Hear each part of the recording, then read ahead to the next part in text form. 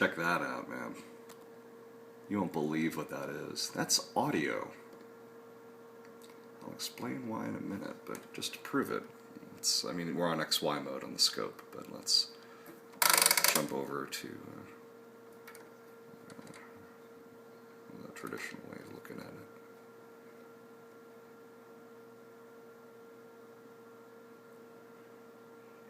You get the idea.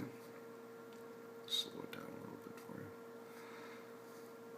Every few seconds, that thing's going to change. That's the waveform of one animal, and here's the waveform of the other animal. And here's what it looks like in XY.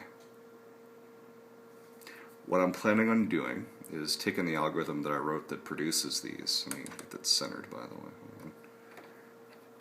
Here we go. Is to take the algorithm that I wrote that produces these and essentially dump thousands of these things, thousands of these critters to files. Each one, again, is just a little minuscule sound sample being passed through a phaser filter.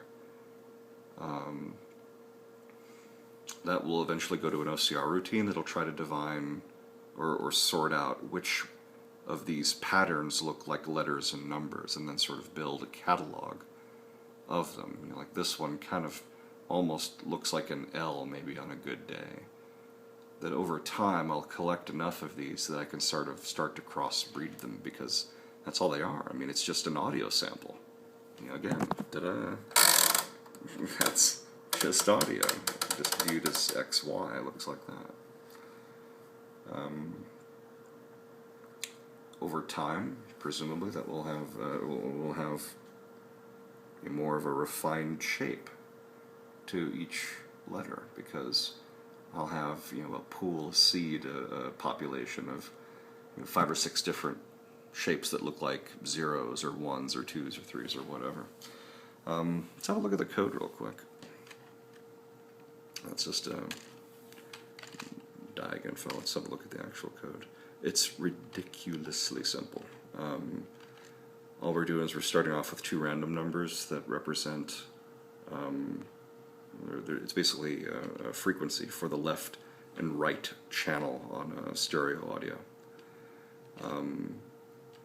Here we're just setting the sort of type of, well, let's jump ahead for a second. There's a command I'm going to be using down here called socks, which is a fantastic little tool. It's been around for ages. I remember playing with it 20 years ago, in fact. I mean, here's what you can do with it. It basically converts anything to anything, and has a function generator built into it, so you can say, okay, give me a wave file that's 44 kilohertz and it's a sine wave 1229 hertz, and it'll do it for you.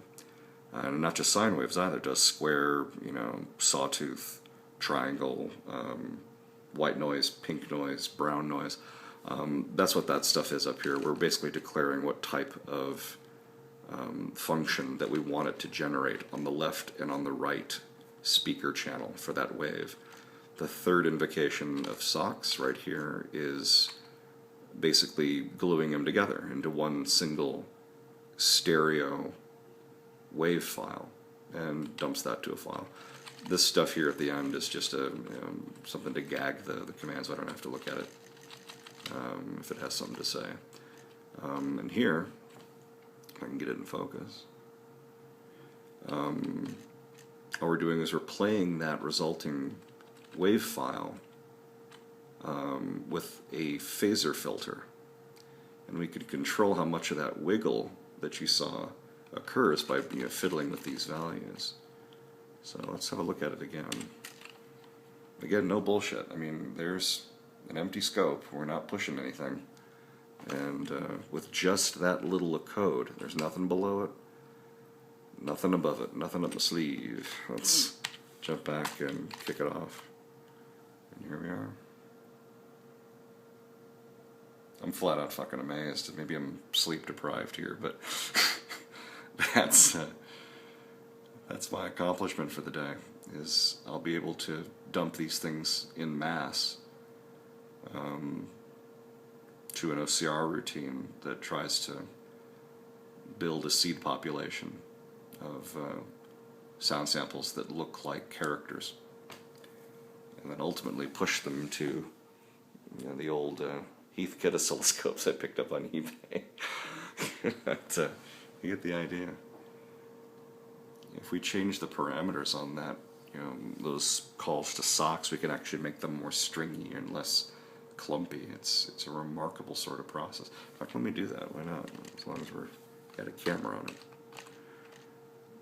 Let's make this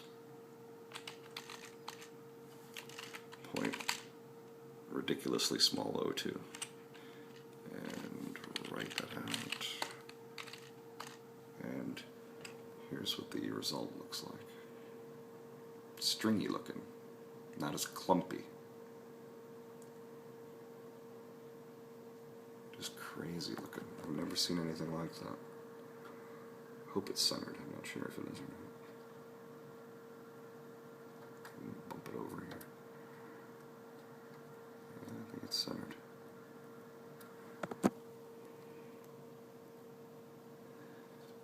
Shrink it down a little bit.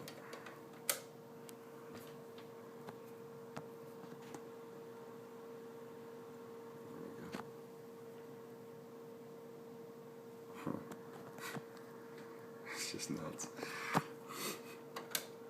Let's put it back where it was. If we can really look at it,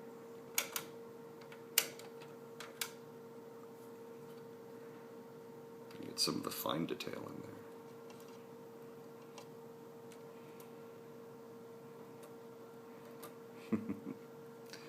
there. Anyway, cool piece of code.